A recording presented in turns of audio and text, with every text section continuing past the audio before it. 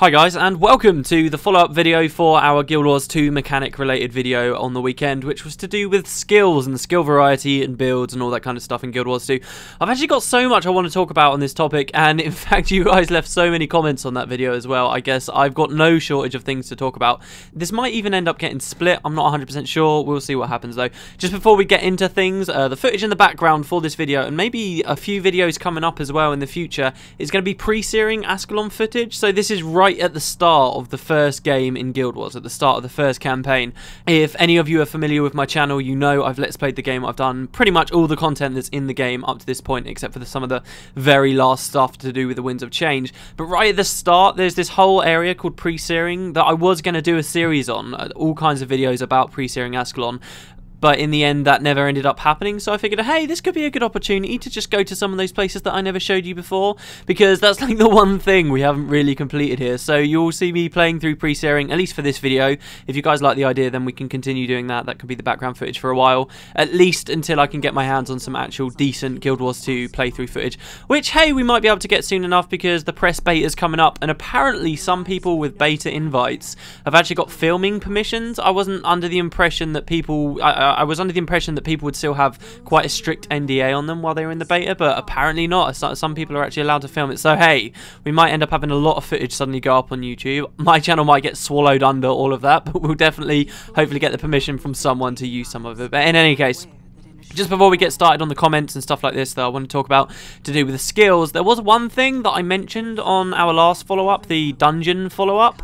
I mentioned in that video, like, I spent quite a while talking about how I really don't think there's going to be a way to encourage people to do all the different versions of a dungeon and to stop them farming the same one over and over and over again. And a few of you guys had some nice ideas. You had some good points about having maybe specific tokens for certain runs, and then those specific tokens would only give you certain parts of the armor and stuff like that. Not all of the things you guys said I think would work. I don't really think it's as simple as maybe some of us are thinking, but some people did mention actually that apparently it has been said, and nobody cited where they heard this from, but a few people did say it, so I'm just going to assume here I missed this information, but apparently some of these explorable dungeons, actually you load in, you don't have a choice what version you go on. It's kind of, there's lots of dynamic events going on in them, and the version that's open to you depends on how you do in those dynamic events and what things randomly occur in the dungeon, which actually, if I think about it, is pretty cool, because that will definitely stop people from farming the same thing over. If there's a little bit of uncertainty there, then yeah, that's cool,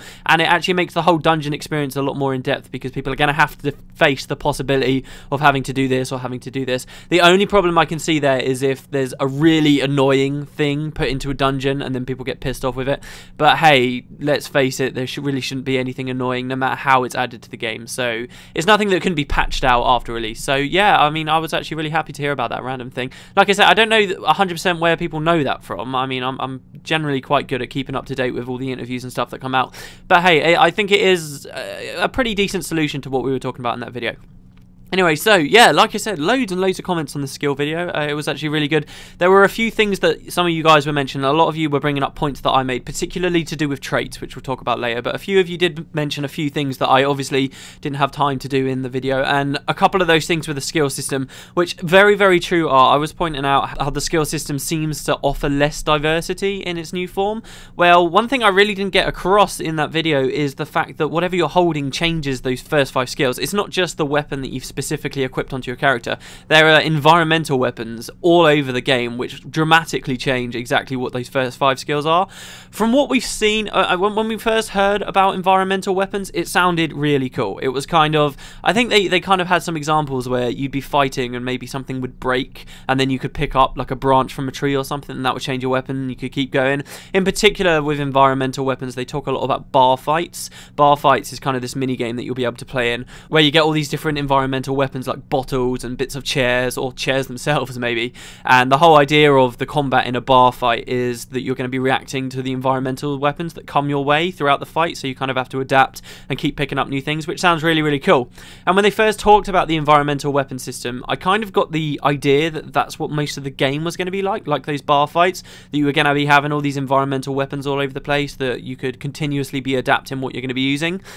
Since then, you know, that was a long time ago. Since then, we've seen, obviously, in the demos, that really environmental weapons, there aren't an amazing amount of them. There definitely are quite a few out, but the one thing that really disappointed me with environmental weapons, and this was really the main reason why I didn't bring it up in the video, is that with environmental weapons now, it's not all 5 of those skills on the left of you are going to change. It's usually, as far as I can see, like 1 and 2 skills. 2 skills usually is what changes, sometimes a few more, sometimes a few less, and really that's about it. So you tend to get like a skill that will just automatically destroy whatever in your hand but give you a bonus effect, or you'll use another ability that you can sort of keep spamming over and over and over again. As far as I've seen, they don't seem to be that fantastic or amazing, just a little bit of flavour to the fights every now and then. I'm not sure whether all those environmental weapons will always want to be picking up, because obviously this is a balance thing, right? They need to get the balance right. They need to have the environmental weapons just good enough that players want to pick them up all the time so that it breaks up the pace of combat. But then they also don't want them to be so overpowered that people are going to start trying to resort to gimmicky things to try and always be getting these environmental weapons. So and where there are so many environmental weapons, getting that balance right for all of the different ones and having all the environmental weapons feeling kind of unique is going to be interesting to see. And I'm not 100% convinced they can pull that off. I think they'll always stay as more small bits of flavour for the game. It's kind of the same as the Thief. A lot of people were having worries about stealing on the Thief because of this same problem. It was like, oh, nearly every enemy gives you a different item that you can steal from. And like, they have to balance all those. They have to make sure they're all something that the Thief will want to do, and whether they can pull that off is really up in the air at the moment. But the other problem with environmental weapons, really, and this is the other reason why I didn't really want to put it in the video, is that the main thing that people don't like with the skill system, right, is I think people like it on most levels, but the thing that they really don't like is that they can't have lasting customization changes on the way their character runs. They can't have a permanent change on a certain skill. They can't have an actual impact, an actual identity to their character.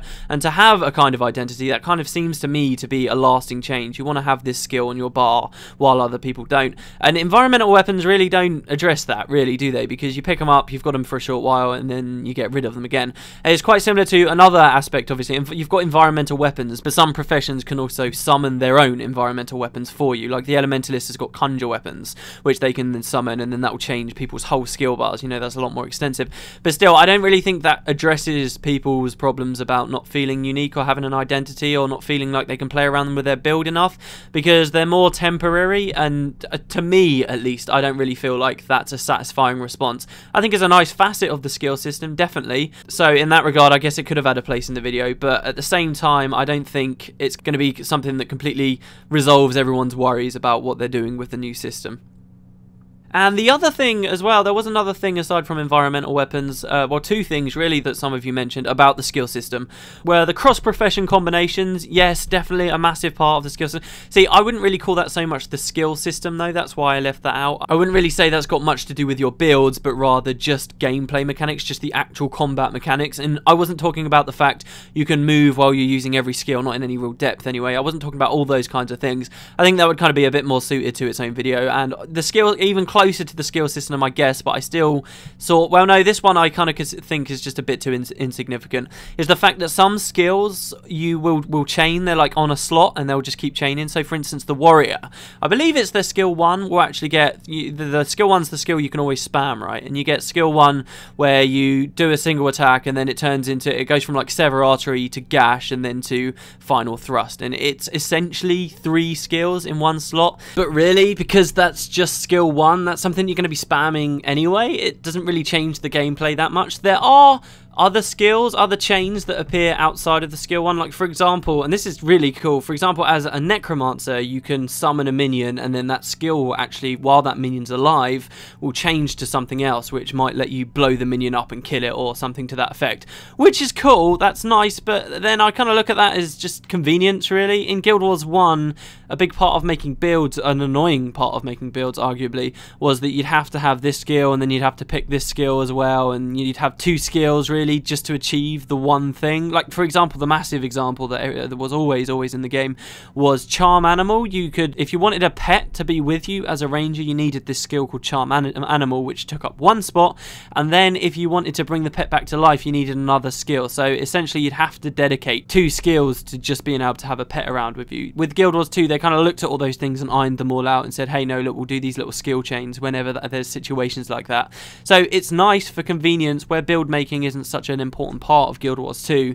I guess that's kind of where that comes into it a little bit more, because while before adding Death Nova and a summon minion skill was actually a good build decision because you would be having skills, picking skills that synergize with each other nicely, now all the skills that synergize nicely with one another are automatically added. It's just a bit of convenience really, and I'm sure there are a lot of people out there who really love the build making. I'll talk more about this in a little while, who love the build making and are now a little bit upset because that kind of aspect's been removed. I think it was actually in Ion, wasn't it, before actually? This was a feature in Ion, and then it was kind of announced for Guild Wars 2. Because remember, they announced it with the Warrior, with the kind of skill 1 skill change with the Sever Artery Gash thing, and everyone was going, oh, this was in Ion, this is so good. So yeah, you guys did bring it up. I think it is a cool part of the skill system, but not an amazing part necessarily. Just a nice bit of bar compression there. I suppose it does mean that even though we have less skills, now those skills we do have will be a lot more impactful and have a lot more dynamics to them, because hey, instead of it's essentially one skill, but hey, it's got these 2 different functions and it acts differently in different ways, which increases the complexity that each individual skill offers you over what we might have come to expect in Guild Wars 1. So the first direct comment that I want to pick out read as this: you might want to talk about the racial skills and how they differ from other utility skills. Last I knew, they were supposed to be inferior to other utility skills, but if they're inferior, then what's the point of having them? This is true. This is something I was worried about for a very long time, but ArenaNet actually put it to rest for a while, and I don't think enough people are aware that this has changed, or that they said that this has changed. The problem here was that you had utility skills, which they announced. These are the skills on the right hand side of your bar, and some of those utility skills could be defined by your race, which is good. I like the fact that if you're going to be a Char, you've got some Char unique skills. If you're going to be an Asura, you get some Asura specific skills. I never liked the idea, and a lot of people were saying to do this, I never liked the idea that all the races should all have the same skills all the time. I really don't like that. I would like people to have some more identity, but there are always people who will turn around and complain and go, oh, well, the Asura gets this skill and this skill is going to be overpowered, blah, blah, blah. So this was the worry. People were thinking, well, what if an Asuran skill, for instance, or a Sylvari skill is way overpowered, and all of a sudden everybody only wants Sylvari Guardians, or they only want Asuran Necromancers for their runs, and situations like that would be popping up all over the place, and this counts particularly for PvP as well. So what they did was they turned around and said, oh yeah, okay, right, well look, the racial skills, they're just going to be a minor bit of fluff. They're not going to be massively important. The really game-changing skills, the skills that lots of people are going to be really interested in, they're probably going to be open to all the professions, just so that we avoid this issue. We want the races to have something unique to them, but we don't want it to detract from the fact that everyone should be able to play together. Which sounded fine for a while, I guess. I wasn't entirely happy with them saying that, really, because I feel like if the skill is then too weak, that whatever identity was gained from having that available to your race uniquely is lost, because nobody's going to want to use it. You're just going to decide to pick the stronger ones that everybody can have. So I kind of felt like that was a little bit counterintuitive. The racial skills weren't really working in the way that ArenaNet originally wanted them to. But there was an even bigger problem that was going on for a lot longer here, and this was something that I just could not get my head around for the longest time.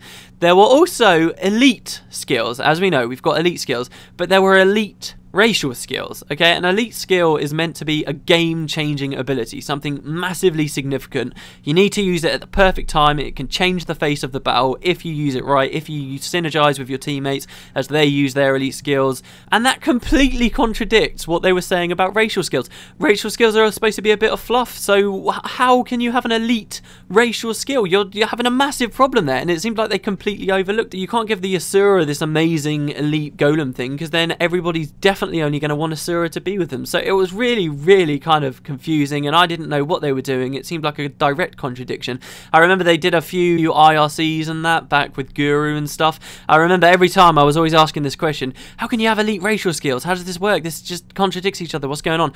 Eventually they turned around, and this is a bit better, I guess. The main concern for me, I don't really mind that kind of stuff in the PvE world. I suppose it does become a bit of a problem when we're talking about grouping up for dungeons, but I suppose with all the other systems in Guild Wars 2 already established that helps people to be able to play together, for instance, any combination of any class should be able to get through a dungeon, I suppose it's not so bad. The main thing that worried me about this was with PvP in mind in particular, because you really don't want to be encouraging people to only play certain races in PvP. That just doesn't make much sense. So what they turned around and did was essentially, and this was quite recently, they turned around and said, okay, there is no such thing as a racial skill in PvP. They just don't exist there anymore. So that does alleviate the problem for me quite a lot. I think actually when they announced it, they said that they might actually return. They haven't ruled out the possibility of racial skills in PvP entirely.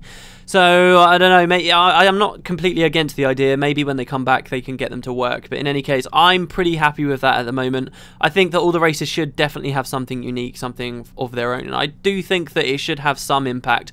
I'm not that worried about an Asura having a decent skill, just as long as a Norn also has their own decent skill. And as long as they can be... And it's hard to compare them in that way, I know, because if the Asuran one's a summon, while the Norn one is something that removes conditions from the team, how can you compare those two skills? They might both be powerful, but in their own ways, so you can't really say, oh, they've both got something going for them, so that makes it fine, because it all depends on the situation. But I'm not someone who's particularly worried about that actual issue coming up, though we'll have to see what's going on. And racial skills were a little bit of a weird one for quite a while, and I'm glad that ArenaNet obviously have considered it and mentioned it in an interview at some point. So, traits. Everybody was talking about traits quite a lot. First of all, I will say I'm not against traits. I think that they can be an okay system. I just think it is yet again another example of something that they're putting in Guild Wars 2 that's going to be hard to balance and hard to get right. And if you don't meet that perfect balance, I think it's going to be very hard for it to achieve exactly what the developers want it to without conflicting on their ideas of everybody being able to play together and everything being really sociable and cooperative in the actual PvE world. So I do think that traits can be okay. It's just that I think that it's something that will take a lot of balance to get right, and I think we should raise issues with things like that, because the more I look at Guild Wars 2, I see more and more systems where I feel exactly the same way, particularly big systems like dynamic events. I have so many worries about scaling and stuff like that with those difficulty level, which, you know, could be a video on their own as eventually at some point in a few weeks. So I do want to bring that stuff up, because the more you add, the more it's just going to get worse and worse and worse, especially if they miss that balance each time. And especially when you put it into an MMO world, it's not like some kind of a single player game or any other genre, because there you can hit the balance, right? You launch the game, you've hit the balance, it's fine. MMOs are constantly adapting, constantly changing. They've already said that when Guild Wars 2 goes, when Guild Wars 2 launches, they are splitting. ArenaNet are splitting in two. Half of them are going to be providing constant updates to the game, like over and over, constant updates all the time, while the other half then goes off to work on the expansion. So there's going to be a lot of these updates coming out, and you need to be sure that as they come out, the balance isn't going to be affected too harshly, and that's going to be a really difficult thing to do with how big and complex MMOs can end up getting. Even the smallest change could throw some of this stuff right out of whack, even if they did get it right. So yeah, I do have my reservations, but I'm not completely against traits. Anyway, as for build making, I do think that traits would probably be a good way of bringing build making back into the game. I loved build making in Guild Wars 1. That was a huge part really of the gameplay of the first game. But it did have its problems, I would say, because with the way that, where the game was so focused on build making, especially in the PvE world. I'm not talking about competitive PvP right now, but in the PvE world, essentially you had crappy builds, in which case the entire game was going to be difficult and you were going to hit roadblocks all the time and you'd have to work on the builds, or you'd have really good builds which, let's face it, could be very easily just found on the internet. So a lot of people skipped out on the whole build making process in the first place, and then the entire game just became completely trivial and boring. So with that in mind, I'm glad for Guild Wars 2 removing the emphasis on build making. Again, I did enjoy build making and I would like to see it come back into the game, and again, if traits manage to stay balanced, then yeah, awesome. We will probably have a nice system on our hands where some people can still enjoy a little bit of the build making.